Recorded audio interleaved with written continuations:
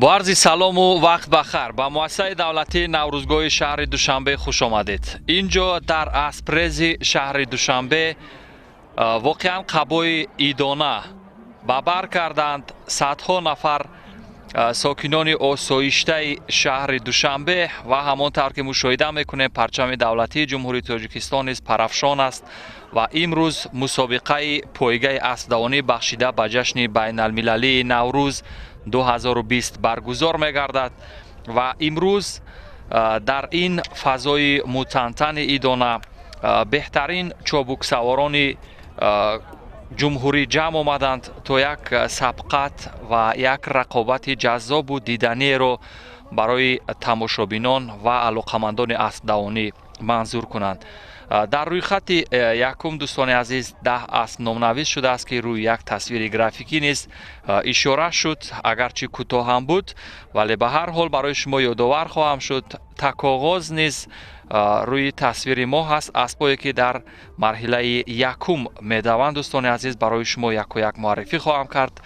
تحت رقم یکم دریا از خواجگی دهخانی میر ناحیه خوالینگ راوپوف امید او را اداره خواهد کرد. در تحت رقم دویم بامداد از اسماعیل جان صاحبوف از شهر دوشنبه هست. دالر سفروف او را اداره میکند. تحت رقم سیوم کراسافچیک است از جمشید گلوف. سلام و فردوس او را اداره خواهد کرد. تحت رقم چهارم پرول از خواجگی دهخانی میر ناحیه خوالینگ که او را شادروز صوفیف اداره میکند. تحت رقم پنجم بگرد از میرزا رحمتوف از ناحیه نورآباد است. شاهرخ یتیموف چابک سوار خواهد بود.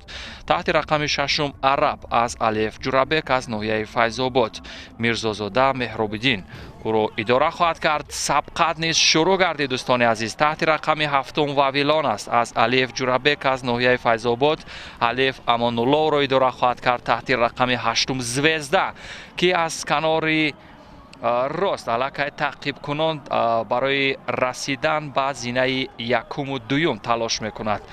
زوزده تحت رقم هشتم است از خواجگی دهخانی بیگیجان ناحیه شهرک راغون پیشنهاد شده است. بیگیجان زاده رحمتشو او را اداره خواهد کرد. سبقت بسیار تیز و با سرعت بلند به نظر می رسد که ادامه می‌یابد. در شماره نهم باشد پیگیر از عبدالصمد جلمتوف از ناحیه رودکی است. بتالیون باشد شماره 10 رقابت میکند ولی پیش صفی بامداد از دالر سفروف را میبینیم دوستان عزیز و همچنین کراسافچیک که شماره 3 هست اکنون او را تعقیب کرد. ببینید چگونه یک اسب واقعا دقت جلب کننده هست. و زوزده نیز اینجا شماره 8 است ولی به نظر می رسد که برای تعقیب کردن کراسافچیک و بامداد شاید قدرتش نرسد ولی به هر حال زوزده مرحله های بعدی درخشندگی نشان میداد و این بار کراسافچیک که در پایگاه گذشته نیز از خود مهارت والای چابکی نشان داده بود این بار نیز درخشان ظاهر شد. همین طریق کراسافچیک، بامداد و زوزده سه اسبی که مدعی بودند بالاخره آنها موقع های نمایان را اشغال کردند. برای شما نیز مشخصا خواهم گفت که کدام اسب در کدام مرحله در با کدام نتیجه مسافه معین شده را پیمودند. کراسافچیک که او را فردوس سلاموف اداره میکرد نخستین شده به خط پایانی رسید. نتیجه نشان داده او 1 دقیقه و 33 ثانیه را تشکیل می‌دهد دوستان عزیز.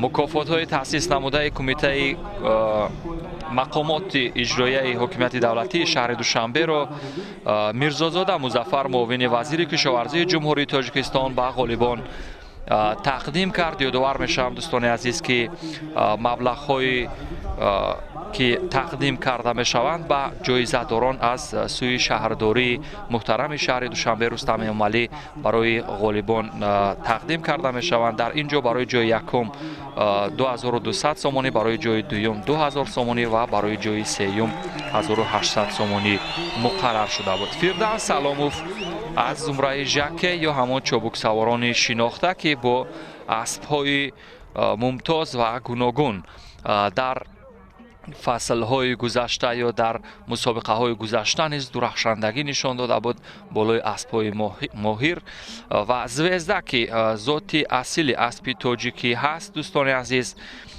این بار موقع سوم را اشغال کرد. نتیجه نشان داده او 1 دقیقه و 38 ثانیه در زینه دوم که بامداد قرار گرفت. او در مدت 1 دقیقه و 34 ثانیه مسافه معین شده را پیمود. همین طریق سه اسبی که زینه های افتخاری را نصیب گردیدند دوستان عزیز برای شما یادآور شدم. نتیجه نشان داده هم نسبتا خوبتر است. کراسافچیک، اونه که روی یک تصویر نزدیک بار دیگر با هم میبینیم.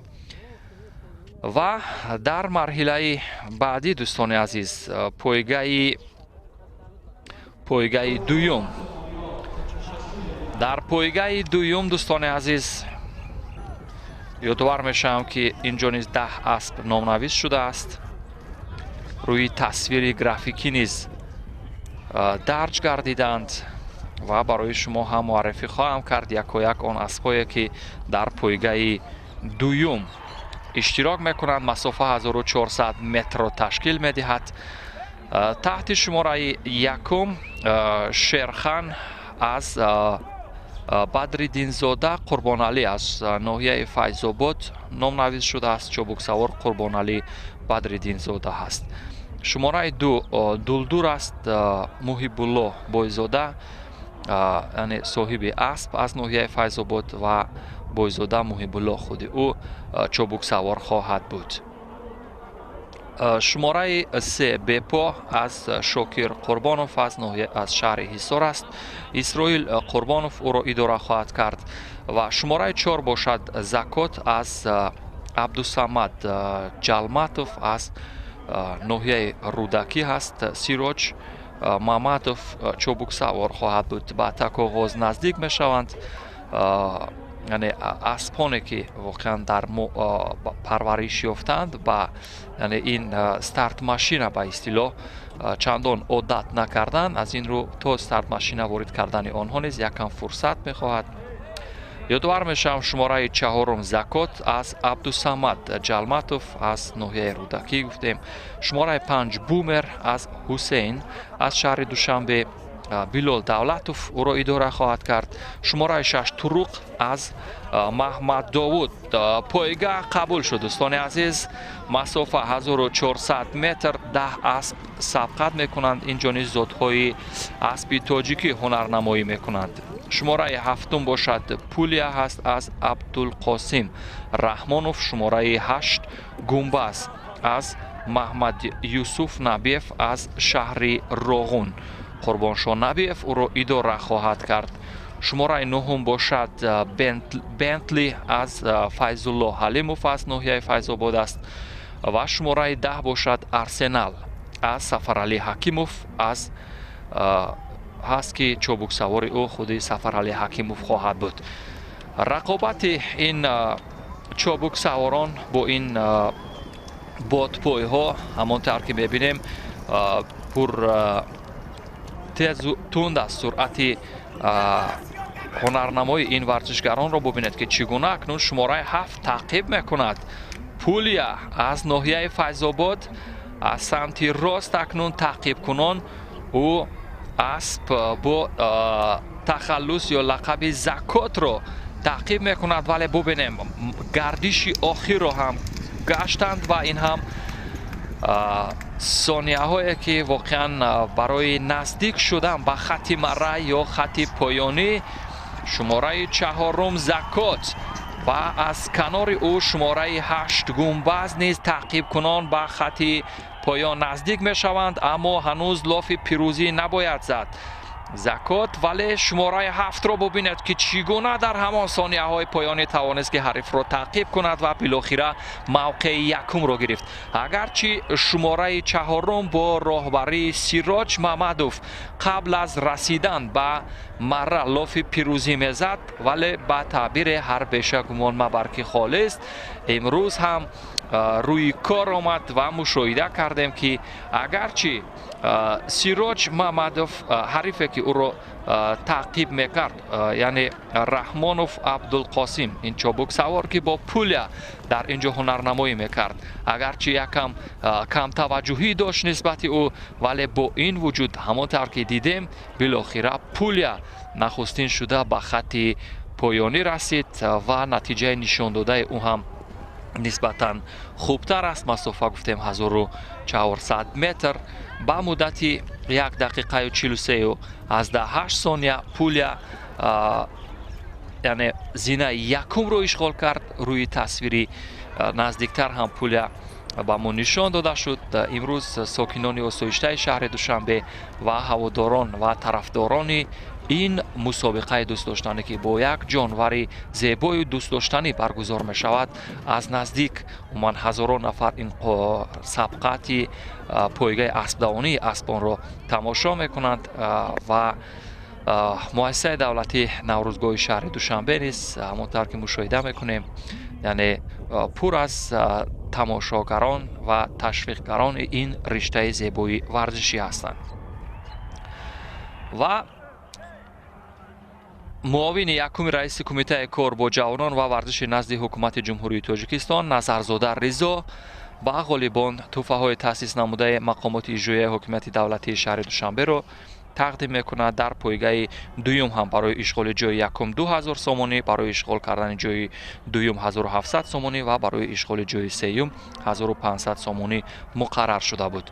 یادآور میشم که پولیا با نتیجه 1 دقیقه 43 و 18 ثانیه موقع یکم را گرفت. زکات از عبدالصمد جلمتوف از ناحیه رودکی با نشان دادن 1 دقیقه 44 از 13 ثانیه موقع دویم را اشغال کرد.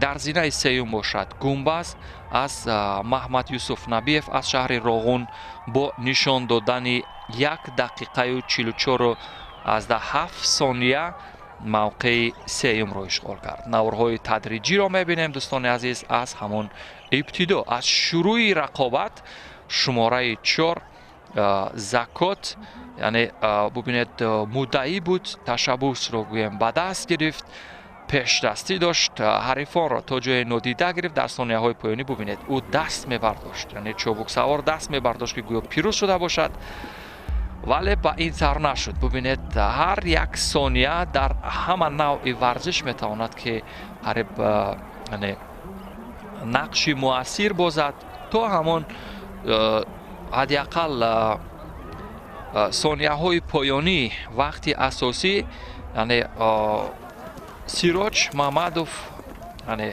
لاف پیروزی میزد، ولی بالاخره پولیا توانست که موقع یکم را اشغال کند. پایگاه سوم دوستان عزیز، پایگاه سوم میان اسب‌های ذاتی اقل تکنی برگزار خواهد شد و اینجا بهترین اسبان نامنوشت شدند دوستان عزیز. شماره یکم سمرقند از انوشیروان رستم از شهر دوشنبه چابک سوار منوچهر اسامدینوف خواهد بود.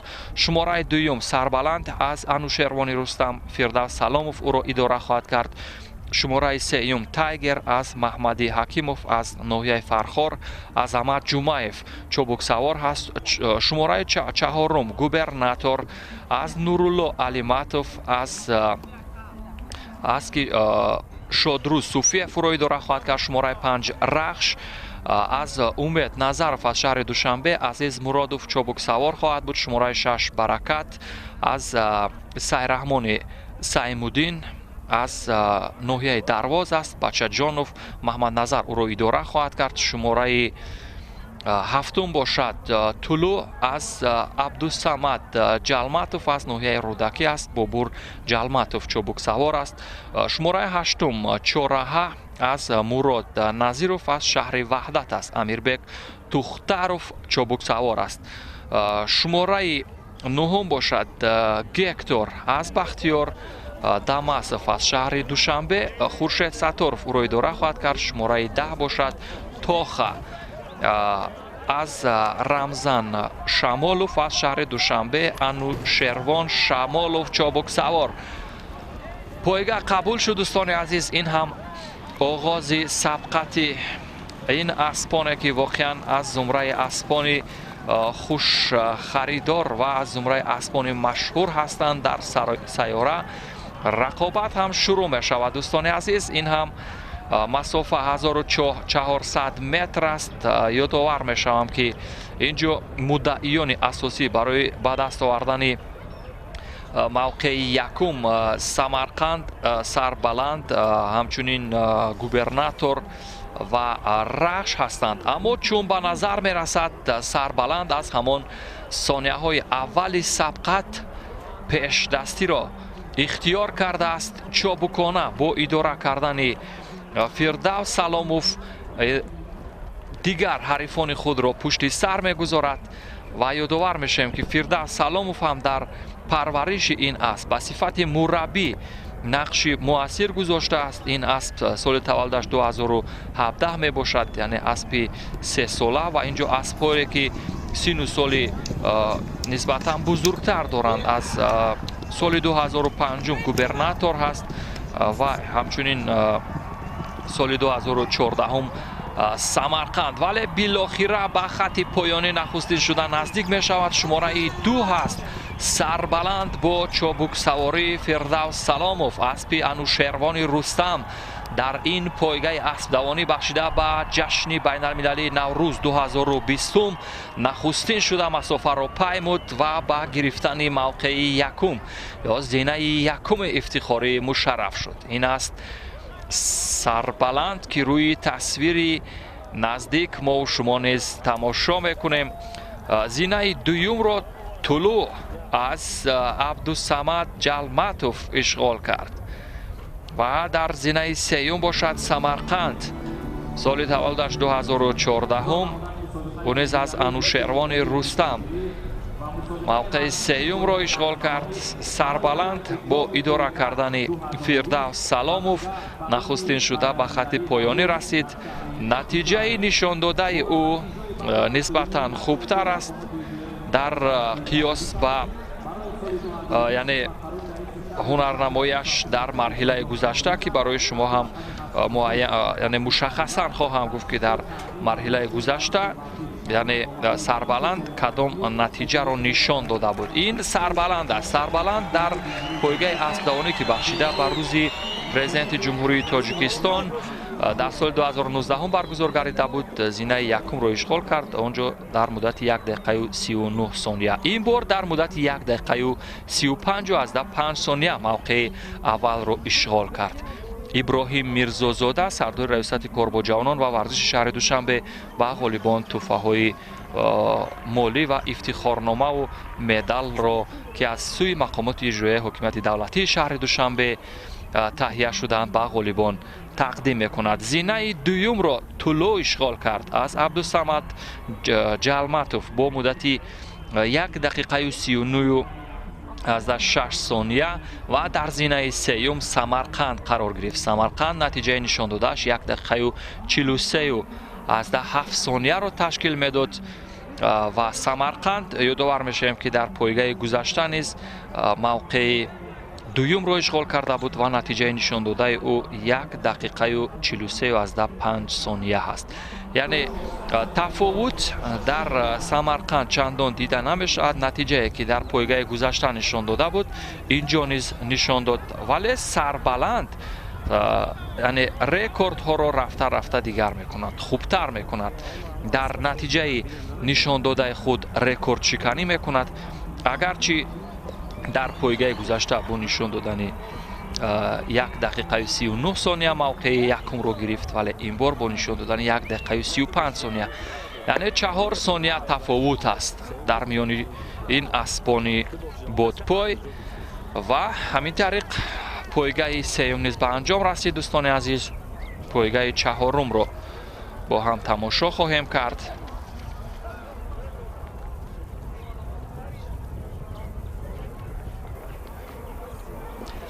дар пойгаи чаҳорум 6 асп номнавис шудааст ки рӯи тасвири графикӣ ҳам ишора мекунем дӯстони мебинем ва парчами давлатии ҷумҳурии тоҷикистон низ парафшон аст дар остонаи таҷлили ҷашни байналмилалии наврӯз 2020 ва ин аспоне ки ба такоғоз наздик мешаванд ба стармашина ворид мешаванд ёдовар мешаванд шумора 1 тархун аст аз амри яздон аз шаҳри душанбе фирдавс саломов чобуксавор хоҳад буд шумораи 2 виёл рақобат ё сабқат шурӯъ мегардад агарчи 6 асп номнавис шуда буд дар сурат маҷлис вале шумораи 3 аз рақобат ихроҷ карда шуд бинобар сабаби лат бардоштанаш шумораи 2 виёл аз муассисаи давлатии наврӯзгоҳи шаҳри душанбе аст шумораи 4 абада ӯ низ аз муассисаи давлатии наврӯзгоҳ пешниҳод шудааст равшан ашуров чобуксавор шумораи 5 лал аст аз бекмурод эшонқулов азиз муродов ӯро идора хоҳад кард шумораи 6 бошад арпаш аз сами узбеков аз ноҳияи аз мазарат аз шаҳри душанбе аст ва ҷамолиддин ашуров ӯро идора мекунад шумораи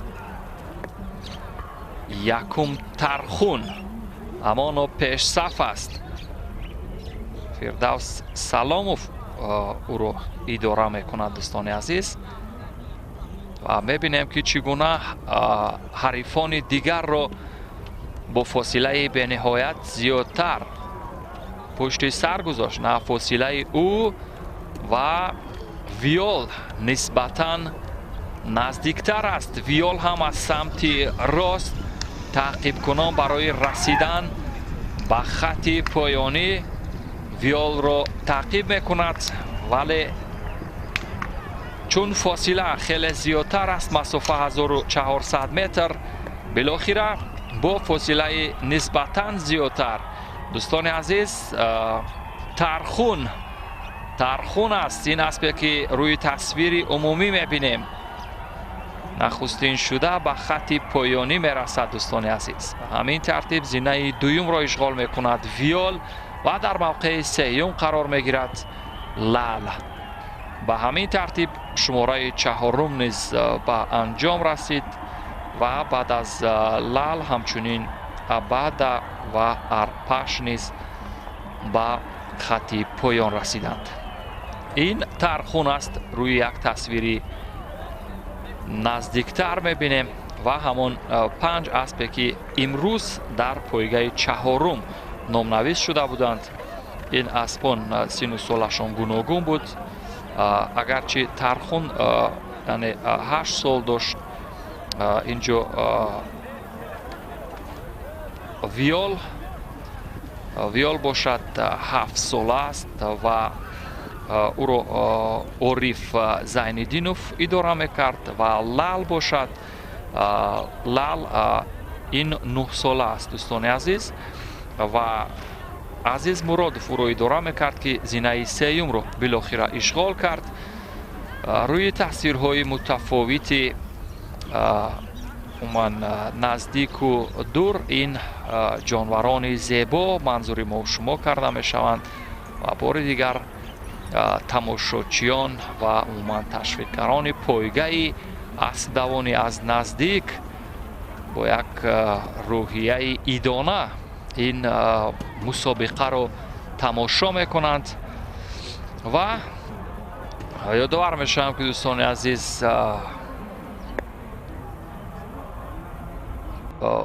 тӯҳфаҳои таъсис намудаи мақомоти иҷроияи ҳокимияти давлатии шаҳри душанбе ба ғолибон тақдим карда мешавад дар ин пойга ки пойгаи 4 буд барои ҷои 1 2500 сомонӣ барои ҷои 2 2200 сомонӣ ва барои ҷои 3 2000 сомонӣ муқаррар шуда буд тархун бо натиҷаи 1 дақиқаи 43 сония мавқеи 1-ро ишғол кард виёл бо нишондоди 1 дақиқаи 48 сония зинаи 2-ро ва ҳамчунин лал бо натиҷаи 1 дақиқаю 53 сония зинаи 3-ро ишғол кард наворҳои тадриҷӣ ва сӯз карда шударо бо ҳам тамошо мекунем дӯстони азиз бубинед ки фосилаи шумораи 1 ки имрӯз خودش نیز تحت رقم یکم هنرنمایی میکرد.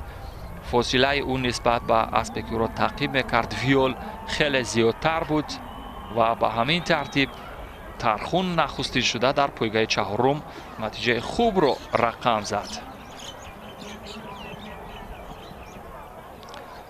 پایگاه پنجم دوستان عزیز، در پایگاه پنجم باشد 10 اسب نامنویس شده است.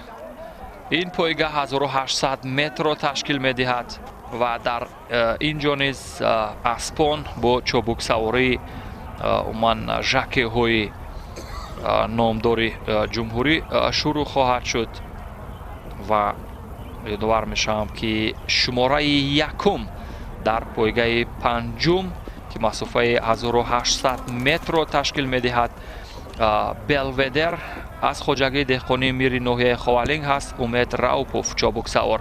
شماره دوم ردانا از محمد گلوف از که دالر سفروف او را اداره خواهد کرد. شماره سیوم رزگرام از شهزاد گلوف.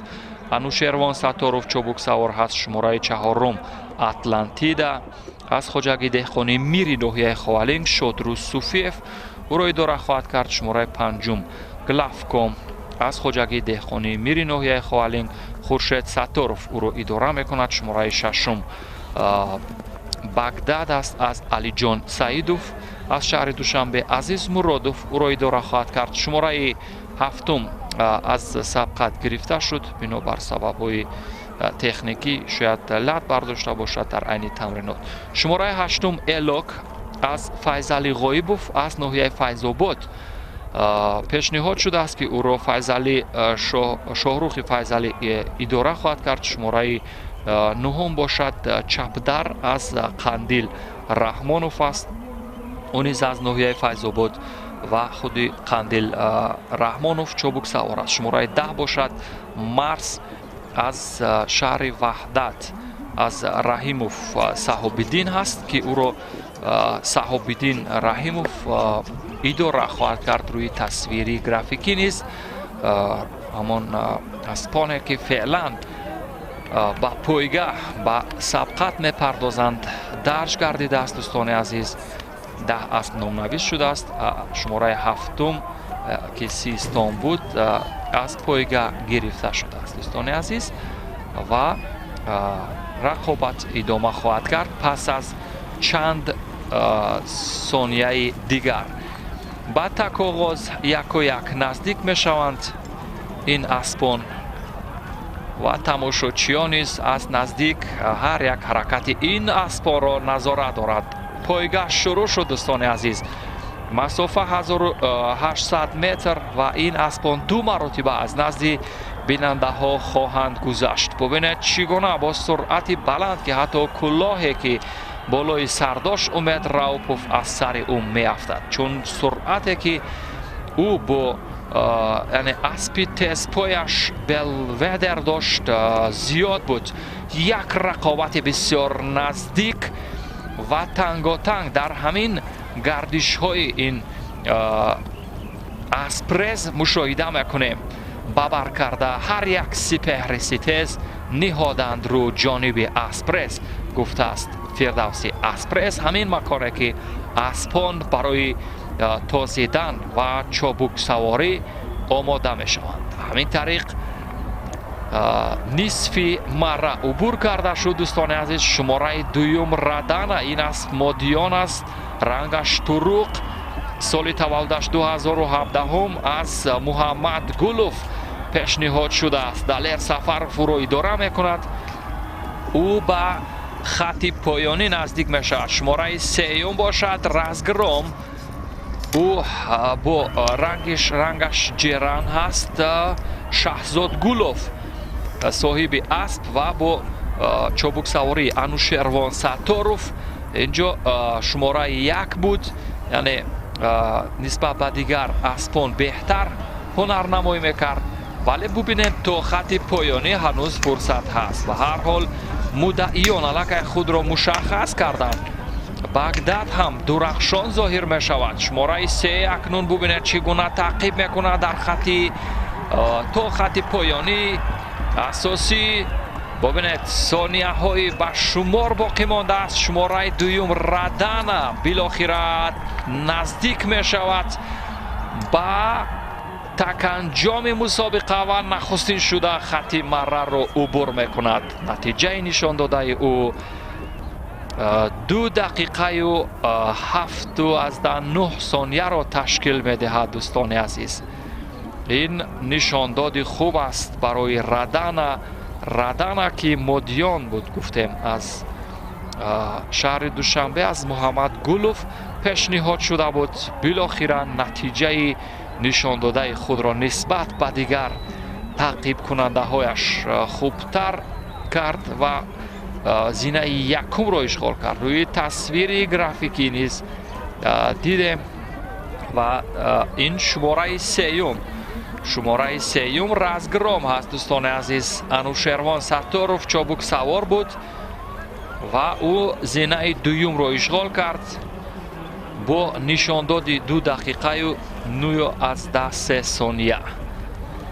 روی یک تصویر نزدیک تماشا میکنیم این اسبان را. شماره 6 با تخلص بغداد، شاید بغداد باشد با اینجا تلفظ یعنی روسی بغداد درد شده است. بغداد از علی جان سعیدوف. شماره 6 عزیز مرادوف او را اداره میکرد. او با نتیجه 2 دقیقه و 10.5 ثانیه موقع سیوم را اشغال کرد و پس از آن دیگر اسبان یک تا خط پایانی رسیدند. پایگاه پنجم نیز به انجام رسید. مسافه 1800 متر را تشکیل میداد. دوستان عزیز و با غالبان نیز تحفه های خاطروی، جام و همچنین مدال و افتخارنامه ها که از سوی مقامات اجرایی حکومت دولتی شهر دوشنبه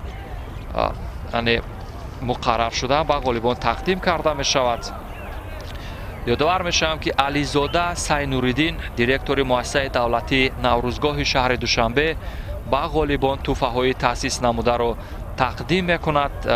بار دیگر خاطررسان می کنم که موقع یکم رو رادانا اشغال کرد با چابک سواری دالر سفر با نشاندادی 2 دقیقه و 7.9 ثانیه.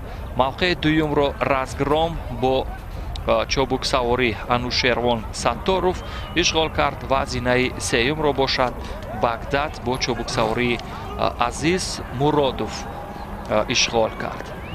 به همین ترتیب این خوشطالعان که امروز درخشان ظاهر شدند تحفه های تأسیس نموده را دسترس کردند. نوارهای تدریجی را میبینیم چگونه از همان لحظه اولی سبقت یک رقابت بسیار نزدیک بود و در قسمت میانه رقابت یعنی فاصله بین این اسبان دیده میشد. دوستان عزیز ببینید با همین ترتیب فاصله اسبی که شماره 2 بود نخستین شده به خط پایانی رسید. او نسبت به رزگرام اونی که رو تعقیب میکرد زینه دوم رو اشغال کرد نسبتا فرق داشت. به همین ترتیب دوستان عزیز پایگاه پنجم هم به انجام رسید و پایگاه ششم ما شما را انتظار است. مؤسسه دولتی نوروزگاه شهر دوشنبه امروز قبای ادانه به بر کرده است.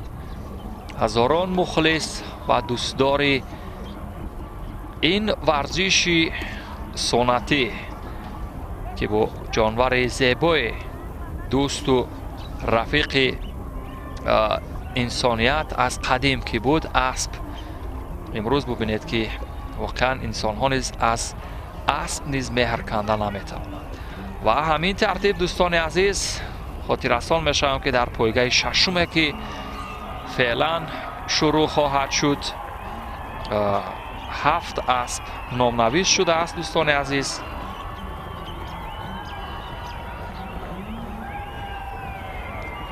و این اسب ها اکنون روی تصویر عمومی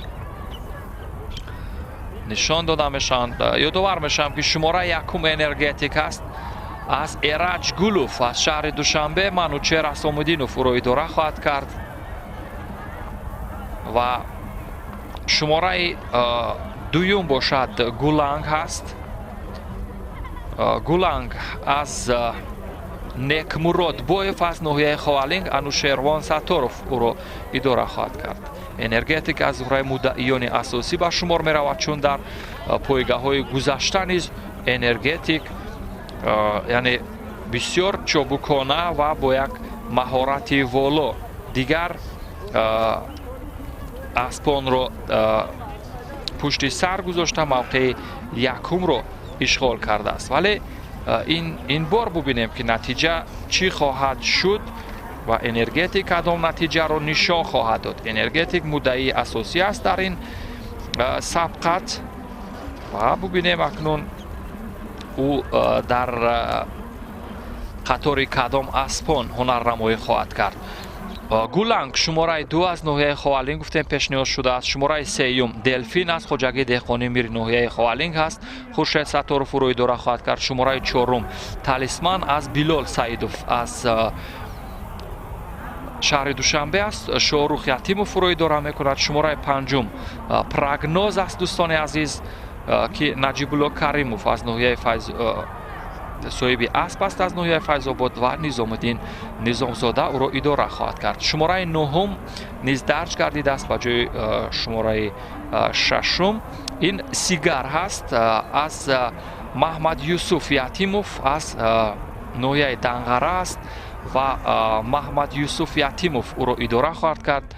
شماره 7 باشد میلیون از نیازوف از جبار رسولوف پیشنهاد شده است و تقایف پرویز او را اداره خواهد کرد و مربی از خودی نرزی نیازوف است. بعد تک آغاز نزدیک می شوند. اسپان روی تصویر گرافیکی نیز درج گردیده است و به همین ترتیب دوستان عزیز می بینیم که کدام اسپان نامنویس شدند. باری دیگر اینجا شماره 6 نیست، با جای او سیگر شماره 9 هست دوستان عزیز. اگر در این سبقت آنها مشاهده کردید شماره 9 سیگر خواهد بود. دوستداران از کوچک و بزرگ در مؤسسه دولتی نوروزگاه شهر دوشنبه جمع آمدند و نوروزی عالم افروز را هم تبریک میگویند و ساکنان آسایشته شهر دوشنبه و همین طریق رقابت آغاز میگردد دوستان عزیز. این هم مسافه 2000 متر، مسافه 2000 متر اسبایی که نامنویس شدند. انرژتیک در همان لحظه اول ببینید که پیش صفی را اختیار میکند با چابک سواری منوچهر اسام‌الدینوف.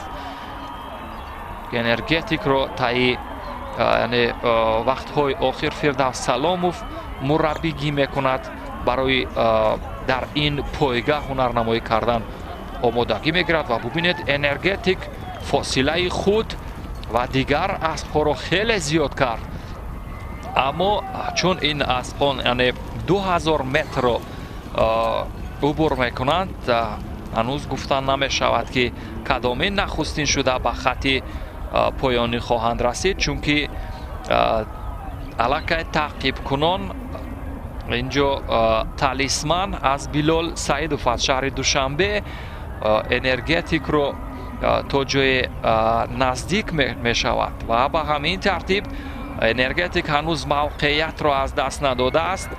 فاصله او و اون اسبی که او را تعقیب میکند گوییم حریفی سرسختش در اینجا به شمار می رود. تالیسمان چندان دورتر نیست و همین طریق شماره 2 گولانگ نیز پشتی سر می شود از سوی دلفین شماره 3، اما همچنین شماره 4 تالیسمان که انرژتیک را تعقیب میکند. یادآور میشم که انرژتیک 6 سال دارد و تالیسمان 4 سال، یعنی انرژتیک 2 سال بزرگتر است.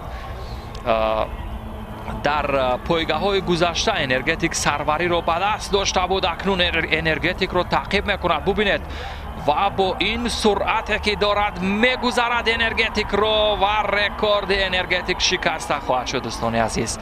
به همین ترتیب تالیسمانی که واقعا هیچ کس گمان نمیکرد که انرژتیک رو بگذرد، ولی بالاخره ورزش است. شماره یک تا آخر احتمال نمیتواند کسی بماند، یعنی حریف ارزنده روی خواهد زد و او را تعقیب خواهد کرد. تالیسمان از بلال سعیدوف از شهر دوشنبه، او را شاهرخ یتیموف اداره میکرد. بسیار چابکانه و ماهرانه توانست که تالیسمان را اداره کند و تا خط پایانی خوب کنترل کرد و همین بود که تالیسمان یکی از مدعیان اساسی را تعقیب کرد، او را پشت سر گذاشت و زینه یکم را اشغال کرد.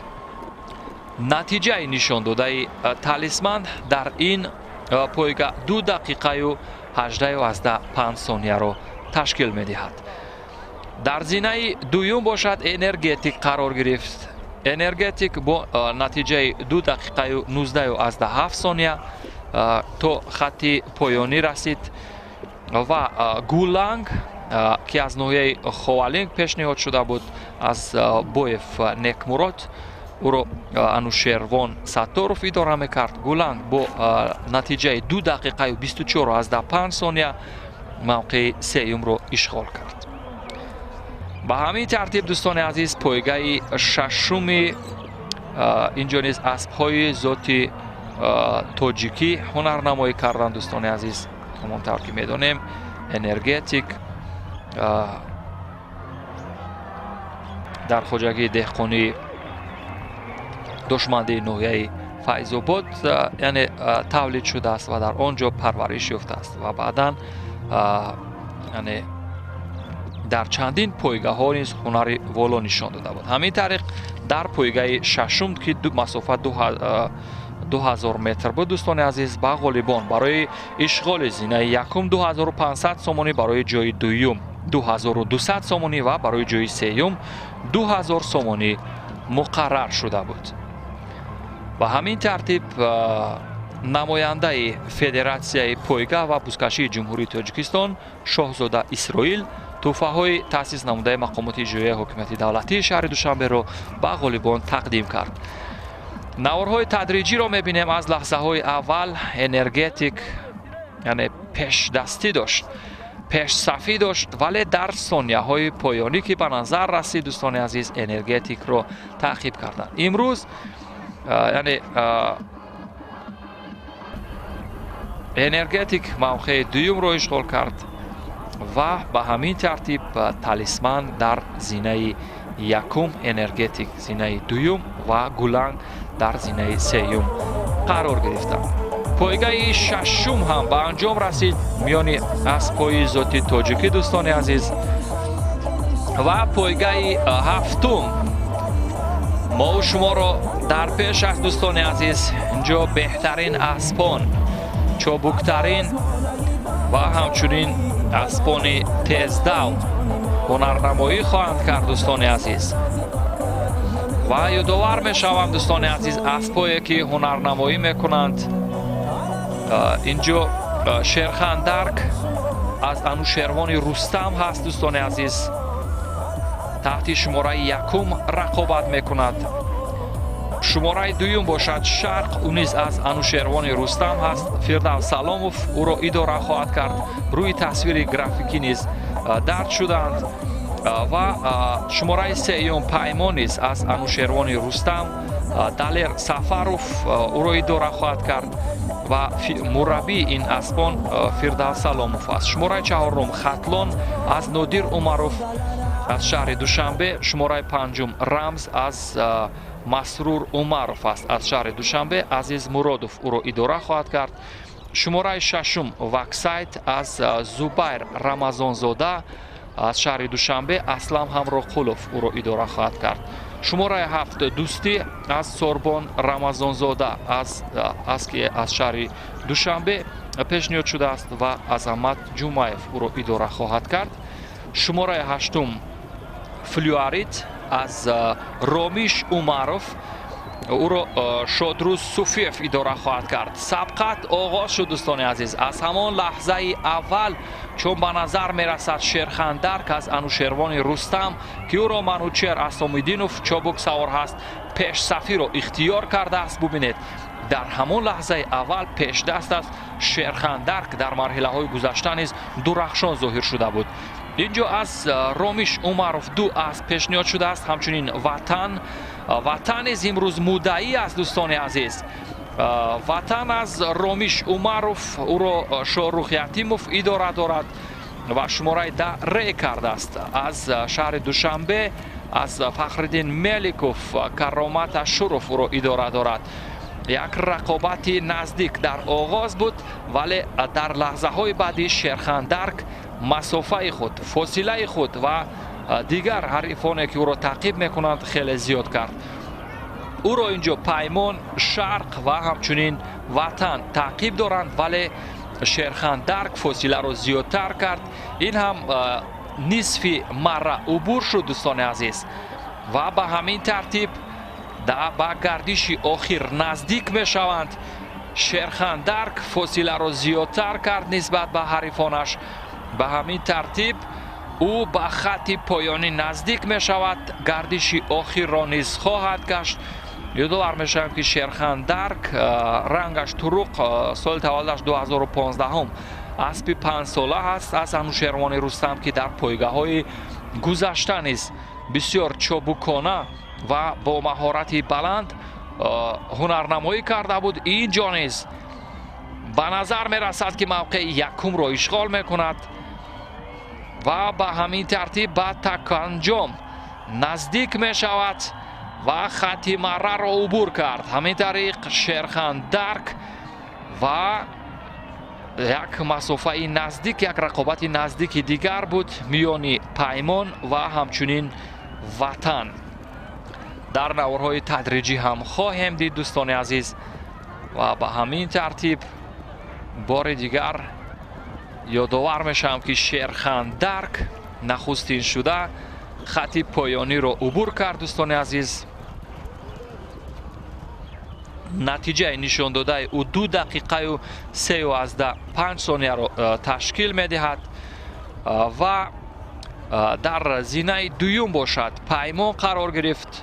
پیمان از انوشیروان رستم با نشان دادی 2 دقیقه و 6:9 ثانیه و در زینه سوم باشد اسب رامیش عمروف وطن با نتیجه 2 دقیقه و 6:5 ثانیه.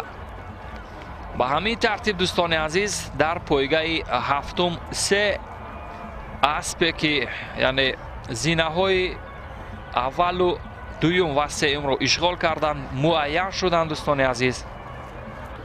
در آستانه تجلیل جشن بین المللی نوروز 2020 نیز شیرخندرک باز یک نتیجه خوبتر و هنر شایسته تر نشان داد و وطن هم امروز در قطار بهترین اسبان درخشان ظاهر شد. شیرخندرک، شرق، پیمان همچنین وکسایت مدعی اساسی بودند و بالاخره شیرخندرک بود که تا خط پایانی با استعداد فوق‌العاده و واقعا ماهرانه نزدیک شد.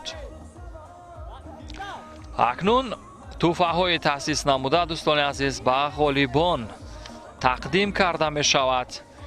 یادآور میشم که مؤلف اسب ذاتی تاجیکی پروفسور دانشگاه اگراری جمهوری تاجیکستان شمسیف ارباب میرزا به غالبان تحفه های تأسیس نموده مقامات اجرایی حکومت دولتی شهر دوشنبه رو تقدیم میکند. در یعنی سکو یا زینه های افتخاری قرار گرفتند منوچهر اسامالدینوف، فردوس سلاموف و همچنین شاهرخ یتیموف. این خوشحال آن با اسب های شیرخندرک از انوشیروان رستم، همچنین پیمان از انوشیروان رستم و وطن از رامیش عمروف امروز درخشان ظاهر شدند و همین ترتیب جام پایتخت با منوچهر اسامدینوف تقدیم کرده شد. نوارهای تدریجی را میبینیم و بار دیگر مشاهده میکنیم که در همان رقابت نزدیک که بود یکی از چابک سواران از بالای اسب افتید و به همین ترتیب دوستان عزیز پایگاه هفتم که میان اسب های ذات انگلیسی بود به انجام رسید.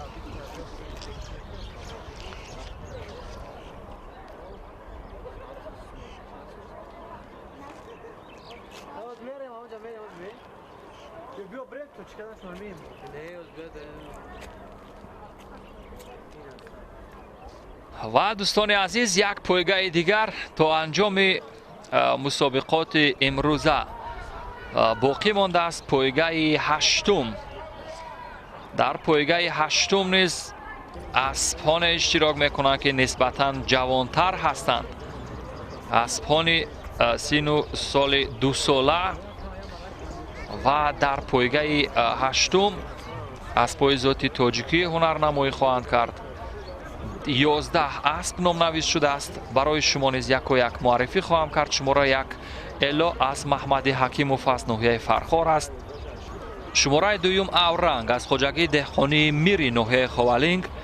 شماره 3 باشد بنان از خواجگی دهقانی میر و شماره 4 ابوبیل نیز از خواجگی دهقانی میری ناحیه خوالینگ پیشنهاد شده است. شماره 5 تیلو از محمد حکیموف از ناحیه فرخار. شماره 6 بیدو از خواجگی دهقانی میری ناحیه خوالینگ. شماره 7 اولا اونیس از خواجگی دهقانی میری ناحیه خوالینگ است و شماره 8 باشد دوستان عزیز ترپیده از محمد جان شیروف از ناحیه نورآباد. شماره 9 باشد برکت از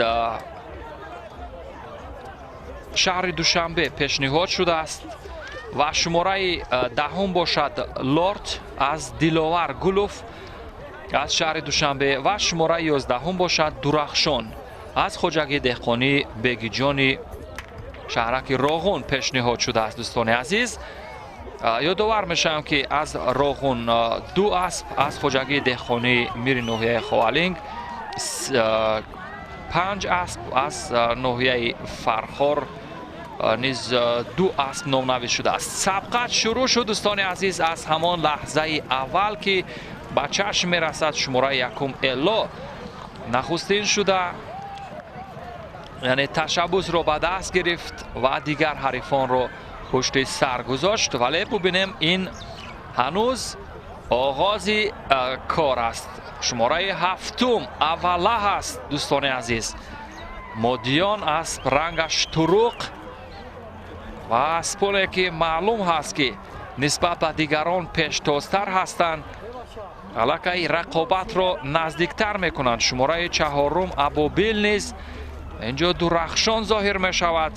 او را شادروز صوفیوف اداره می کند و شماره 1 را باشد انوشیروان ستاروف. شماره 7 را معذرت انوشیروان ستاروف اداره می کند و به همین ترتیب فاصله میان اوله و تیلو خیلی زیاد شد ولی بالاخره این اوله بود که توانست دیگر حریفان را پشت سر بگذارد و پیش دستی را اختیار کند. گردش آخر را هم گشتند دوستان عزیز. اوله مسافه معین شده 1400 متر نسبت به دیگر اسبان تیزتر پیمود به خط پایانی یا تکنجام نزدیک شد. به همین ترتیب دوستان عزیز در مدت 1 دقیقه و 40 ثانیه اولا نخستین شده خط مره را عبور کرد و با گرفتن زینه 1 شرف یاب شد. او را یادآور میشم که انوشیروان ستاروف اداره میکرد. روی یک تصویر نزدیک نیز اوله نوشته شده است دوستان عزیز و میبینیم که چگونه این اسب تیزپا واقعا با مهارت والا نخستین شده به خط پایان رسید. شماره чаҳорум Абобил. ин аст рӯи як тасвири наздик. Абобил аз хоҷагӣ деҳқонӣ мири ноҳияи Ховалинг бо натиҷаи 1 дақиқаю 42 сония мавқеи дуюмро ишғол кард ва тилло бошад ки шумораи 5 буд бо натиҷаи 1 дақиқаю 51 сония мавқеи сеюмро аз они худ кард. Азамат Ҷумаев тиллоро идора мекард ва ба ҳамин тартиб дӯстони азиз се аспе ки дар пойгаи ҳаштум яъне муайян шуданд чун ғолибон бори дигар барои шумо ҳам муаррифӣ кардам дӯстони азиз. ва имрӯз ташвиқгарон дӯстдорони пойгаи аспдавонӣ низ аз наздик ин қуввозмоиро тамошо карда ва ҳаловат бурданд. раҳимзода абдулло қурбоналӣ раиси кумитаи кор бо ҷавонон ва варзиши назди ҳукумати ҷумҳурии тоҷикистон ба ғолибон тӯҳфаҳои таъсиснамудаи мақомоти иҷроияи ҳокимияти давлатӣ шаҳри душанберо тақдим мекунад. дӯстони азиз ва ёдовар мешавам ки тӯҳфаҳои молӣ маблағҳои таъсиснамуда ки аз сӯи шаҳрдори муҳтарами шаҳри душанбе рустами эмомалӣ барои ҳавасмандгардонӣ ва рушду равнақи ин варзиши дӯстдоштанӣ ҷудо карда шуд ба ғолибон дар пойгаи ҳаштум барои ҷои якум 2000, барои ҷои дуюм 1700, барои ҷои сеюм 1500 сомонӣ муқаррар шуда буд. ба ҳамин тартиб дӯстони азиз гузориши имрӯзаи мо низ аз ҷараёни пойгаи аспдавонӣ ки бахшида ба ҷашни наврӯзи байналмилалӣ дар соли 2020 буд ба анҷом мерасад. ба таъбири мавлоно наврӯз бимонед ки айём шуморед.